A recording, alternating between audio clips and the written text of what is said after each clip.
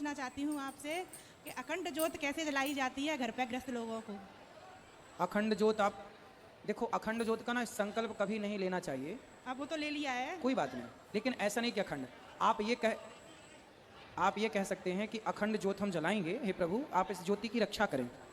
आप उससे क्या होता कि वो यदि कभी ना चाहे कभी बुझ भी जाती है, भाई कभी ऐसा होता चूहा ही लुढ़का के चला गया, फिर इसलिए आप अखंड ज्योत तो सबके घर जलनी चाहिए। एक दीपक हो, एक अखंड ज्योति होती है, वो आती है ना पीतल से की आती है, उसमें टिकता नहीं है, दिया में ही काम बनता है। तो दीपक लाओ और किसी विशेष पर्व में, जैसे घर में कोई अनुष्ठान करो, जैसे सत्यनारायण भगवान की कथा रखो, या कोई बड़ा जैसे दीपावली आई, एकादशी आई, इन पर्वों में, पूर्णिमा आई, इन विशेष तिथियों पर भगवान की पूजा करके भगवान के लिए जो दीपक जलाओ, फिर उसी को पूजा पाठ विधान से विस्तार से करो, पंडित जी को बुलाकर, फिर वो अखंड ज्योति वो फिर जलती रहे, उसे फॉलो करते रहो। एक बड़ा सा दीपक ले आओ, दिया मिट्टी का, और उस पर ना बाती बढ़िया रखो, रक्षा सूत्र की बनाकर। नहीं महाराज जी, मेरे को अच्छे से समझाओ। जैसे मेरी अखंड ज्योत कुछ लंबे समय के लिए मैंने ये मन्नत मांगी थी, हाँ। तो मेरी पूरी हुई है। तो जैसे कि 1 साल के लिए अखंड ज्योत का मैंने वो मांगा है। तो ठीक है ना, तो आपने शुरू कर दी। जैसे परिवार में कोई गमी वगैरह हो जाती है, बच्चे का जन्म होता है, तो उस टाइम पे अखंड ज्योत का मतलब हाँ, तो कैसे जब ज्योति जल रही है तो फिर वो जलती रहेगी, उसमें फिर घी या तेल जो कि आप जला रहे हैं वो आप बच्चों से, उस समय सूतक के टाइम पे तो हम छू नहीं सकते, तो बच्चों से या कोई मानदान है या कोई पंडित जी उनको बुला के तेल डलवाते रहो उसमें, बड़ा दीपक रखने अखंड से ज्योति महाराज जी वो चलती रहेगी हर समय, चाहे सूतक हो चाहे पातक हो, कुछ भी चलती और मेरी माँ के लिए और मेरी बहन के लिए आप कुछ बोलिए, वो आपके चक्कर में बहुत पागल हैं, आपकी कथा बहुत सुनती हैं वो। अच्छा है, तो आई नहीं कथा में? उनकी तबीयत थोड़ी ठीक नहीं थी, इस समय वो आएंगी आपकी चलो भगवान करें ठीक हो जाए, वो इन्हीं 7 दिनों में आए। हाँ। और किसका है? खड़े, आवाज आ रही है सब तक? यहाँ आ रही है आवाज? राधे राधे गुरु जी। जी, धन्य भाग हमारे आज जो आप बड़े गांव की धरती पर पधारे। तो आप भी जय श्रीमन नारायण। बड़े गांव रहती हैं? हाँ जी गुरु जी, मैं ये पूछना चाहती हूँ, जैसे घर में कोई मृत्यु हो जाती है और गंगा जल रखा रहता है हमारे घर में, तो क्या वो गंगा जल खराब हो जाता है? नहीं, गंगा जल कभी खराब नहीं होता। गुरु जी, मेरे भाई एक्सपायर हुए तो गंगा जल में कीड़े पड़ गए थे। वो गंगा जल नहीं हो सकता, फिर वो गंगा जल रहा ही नहीं होगा, वो कुछ और भर के ले आए होंगे आप लोग। गंगा जल में कीड़े पड़ जाएं ऐसा तो हो ही नहीं सकता, संभव ही नहीं है। आप कोई बाजार से भर के ले आए होंगे। मम्मी आपको बहुत ज्यादा मानती है, एक बार उनको राधे राधे बोल दीजिए। राधे राधे राधे। बहुत इतना मानती हैं कि अगर आपकी भागवत जी स्टार्ट हो जाए और कुछ फैला हुआ होना तो बोलती हैं गुरुजी देखेंगे तो गुस्सा करेंगे, इतना ज्यादा मानती है, बहुत ज्यादा। अच्छा। मैं उत्तराखंड से बुला नहीं पाई, मैं उत्तराखंड से हूँ, तो मम्मी मेरी बहुत परेशान है आपसे मिलने के लिए। तो बुला लो इन्हीं 7 दिनों में। हाँ, मैं सोच रही हूँ कि उनको बुला लेती हूँ 1-2 दिन में। बुलाओ। और गुरुजी आपके माध्यम से एक बात कहना चाहती हूँ कि लोग जाति में बहुत ज्यादा भेदभाव करते हैं, आपके माध्यम से गुरुजी थोड़ा ये बता दीजिए कि जाति में भेदभाव नहीं करना चाहिए। कैसा भेदभाव करते हैं? जैसे ये नीची कास्ट का है और ये हम ऊंची कास्ट के हैं, लोग ऐसे बहुत ज्यादा करते हैं, ऐसे नहीं करना चाहिए। तो यहाँ बड़े गांव में भी ऐसा करते हैं? अब हाँ गुरुजी, चलता तो है लेकिन अच्छा नहीं है ये चीज। चिंता ना करो, इन 7 दिनों में हम जातवाद की दीवार गिरा के ही जाएंगे। गुरुजी बहुत मानते हैं ये चीज का कि नहीं होना चाहिए गुरुजी, चिंता ना भगवान के करिए। लिए तो सब बराबर है ना गुरुजी। सही है, जातियों के नाम पर देश ना बटा होता तो यह देश गुलाम क्यों होता? इस देश को 700 साल तक गुलामी की जंजीरों ने जकड़ के रखा, केवल जातवाद ने। जी गुरुजी। अभी भी ये देश के लोग नहीं समझ रहे हैं, जातियों में बटे रहते हैं, जबकि कहना ये चाहिए कि हमारी जात, हम सनातनी हैं, हिंदू हमारी जात, हम एक हैं, हिंदू हैं, ब्राह्मण क्षत्रिय वैश्य शूद्र हम चारों एक है। मैं इस पे कथा में विस्तार से बात करूंगा। ठीक है और मुझे पूरा विश्वास है कि यहाँ कथा के बाद बहुत गुरुजी बदलाव दहेज होगा। प्रथा बंद होनी चाहिए, आप अपने माध्यम से बोल दीजिए कि दहेज प्रथा बंद होनी चाहिए, बहुत ज्यादा डिमांडें चलती हैं, ये बहुत गलत है। कहाँ पे? जो बाप अपनी बेटी को दे देता है वो क्या रख लेता है अपने पास? सही है, लेकिन एक पहलू ये है कि दहेज चलता है जो कि आप कह रही हैं, लेकिन एक पहलू ये है कि जो लड़के के पास कुछ नहीं है, बाप उसे अपनी लड़की भी तो देने को तैयार नहीं है। एक लड़का तो कहता है कि हमें दहेज नहीं चाहिए। भेदभाव है ना गुरुजी? नहीं, कुछ लड़के ऐसे होते हैं कि हमें भैया दहेज नहीं चाहिए, अच्छी लड़की चाहिए, वो थोड़ा कम कमाता है, उसकी सरकारी नौकरी नहीं, खुद का बिजनेस कर रहा है, उसका ब्याह नहीं होता जल्दी। आजकल तो लड़की का बाप ये सोचा मैं सरकारी नौकरी वाला चाहिए, तो फिर वो आदमी मांगता है कि भाई इतना चाहिए, तो फिर देने से घबराओ क्यों? वही गुरुजी खत्म हो जाना चाहिए। नहीं, ये मानसिकता लड़की के बाप को बदलनी पड़ेगी।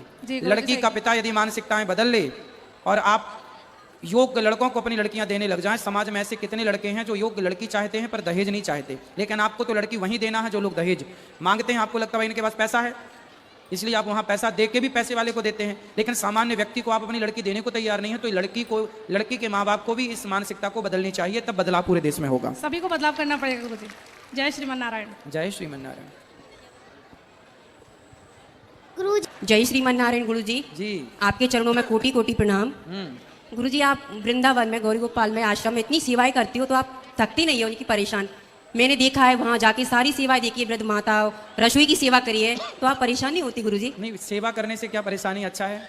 अब देखो हम सवेरे से लेके 3 घंटे वहाँ की सेवा, 3 घंटे कथा की, अब यहाँ की, और फिर देखो फिर आपके सामने बैठे हैं। हम आपके लिए ही हैं, भगवान ने ये सारी शक्तियाँ आपके लिए ही दे रखी हैं कि जाओ पूरी एनर्जी से समाज की सेवा करो, तो सेवा में लग रहे हैं। गुरुजी आपकी रसोई के चावल मुझे बहुत अच्छे लगते हैं, कौन से चावल बनाते हो आप? हम क्या बनाते हैं, भगवान जी बनवाते हैं बासमती के। अच्छा, बहुत सबको अच्छे बासमती का चावल प्रसाद मिलता है वहाँ। गुरुजी क्या खूब लगते हो, बड़े सुंदर दिखते हो, क्या खूब लगते हो, बड़े सुंदर दिखते हो, मेरे गुरुदेव का चेहरा बड़ा सुंदर दिखता है। राधे राधे गुरुजी। खुश रहिए। राधे राधे गुरुजी। हाँ जी। राधे राधे गुरुजी, श्रीमन नारायण, आपको कोटि कोटि प्रणाम। हाँ मैया। हाँ, कोटि। फिर वो मेरे बच्चे हैं ना, आपस में एकता नहीं रहती, उनमें थोड़ी खटासी रहती है। कितने बच्चे हैं आपके? 2 बच्चे हैं। बेटे? एक बेटी है। 2 बेटे हैं, 1 बेटी। हाँ। तो बेटे प्रेम से नहीं रहते? एकता नहीं है दोनों बहुओं में ना बेटों में। कहाँ हैं दोनों बेटे? हम रहते हैं इधर, क्या कहते हैं, राधा बिहार कॉलोनी में। तो वो कथा में आ नहीं रहे हैं आपके बेटा? अभी नहीं आई, मैं ही आई हूँ। कल ना अपने बेटों को लेके आना कथा में, दोनों कथा सुने, बहुएं नहीं आई कथा में? बहू तो आई है एक बड़ी वाली। हाँ, तो दोनों को कथा में ले आना। हाँ। 7 दिन यदि कथा सुन लेंगी तो गारंटी हम लेते हैं कि आपका घर स्वर्ग ही बनेगा। बड़ी अम्मा पर गुरुजी मेरी बात मानेंगे जब? मेरी बात नहीं मानते। आप बोलना कि कथा हो रही है, चलो बोल मैं दूंगी। बोल देना। हाँ। बाकी बिहारी जी खींच लेंगे। बहुत घर में वो है, शांति नहीं है। दोनों भाई लड़ते हैं? नहीं, आपस में बोलते चालते नहीं है, बहुएं आपस में ऐसे रहती है। क्यों नहीं बोलती बहुएं? पता नहीं किस बात को लेके? मालूम नहीं है। तो बेटे किस बात को लेके? तो आपने मालूम करने की कोशिश नहीं की? समझाती हूँ बहुत। नहीं, आपने ये नहीं पता लगाया कि तुम बात क्यों नहीं करती, कारण क्या है? ये कहते हैं बात करने से क्या फायदा, बात बढ़ती है, कुछ ना कुछ चर्चा होती है, इससे बोलते ही नहीं है। चलो ये भी ठीक है, चलो ले आना, हम समझाएंगे कथा में। राधे राधे गुरुजी, जय श्रीमन नारायण। जय आपके श्रीमन। चरणों में मेरा कोटि कोटि प्रणाम। खुश रहिए। गुरुजी मेरा प्रश्न ये था कि लड़कियों को शंख बजाना चाहिए या नहीं? लक्ष्मी जी के भाई हैं शंख, जी गुरुजी। तो शंख हो गए आपके भाई, तो अब आप देख लो कि भाई को बजाना है कि नहीं बजाना। जी गुरुजी। गुरुजी एक प्रश्न और था। गुरुजी सपने में भगवान आते तो उसका अर्थ क्या है? अच्छा है, भगवान सपने में आ रहे हैं मतलब अच्छा है, ये भगवान की कृपा है कि वो अपना दर्शन हमें स्वप्न में दे रहे हैं। आप बड़ी भाग्यशाली हो कि आपको भगवान सपने में दिख रहे हैं। जी गुरुजी, मेरा बर्थडे था तो उस रात जिस टाइम पे मैं हुई थी ना, करेक्ट उसी टाइम पे मेरे सपने में भगवान आते और बोलते कि तू कभी टेंशन मत लेना, मैं तेरे साथ हूँ। भगवान है मतलब बाबा को टेंशन नहीं लेना, बिंदास काम करना है। मुझे जन्मदिन मतलब हैप्पी बर्थडे विश करने आए थे वो। अब आपको ये मानना चाहिए कि पग पग में भगवान आपके साथ हैं और आपको बिल्कुल घबराना नहीं है जीवन में, ठीक है? जी गुरुजी, सदा धन्यवाद भगवान गुरुजी। भरोसे रहिए। महाराज जी राधे राधे। जी आपको इतना नज़दीक से देख के आनंदित अनुभव कर रहा हूँ। एक प्रश्न है आपसे, ये ढोल गंवार शूद्र पशु नारी यह सब ताड़न के अधिकारी, इसमें गोस्वामी तुलसीदास जी ताड़न से क्या अर्थ समझाना चाह रहे हैं? ताड़ना शब्द का अर्थ क्या है ये जानना, माइक दे दो। ढोल गंवार शूद्र पशु नारी सकल ताड़ना के अधिकारी। आप बताओ ताड़ना शब्द का अर्थ क्या करते हो? आपके यहाँ ताड़ना मतलब क्या बोलते हैं? ताड़ना 2 अर्थ निकलते हैं इसके। क्या?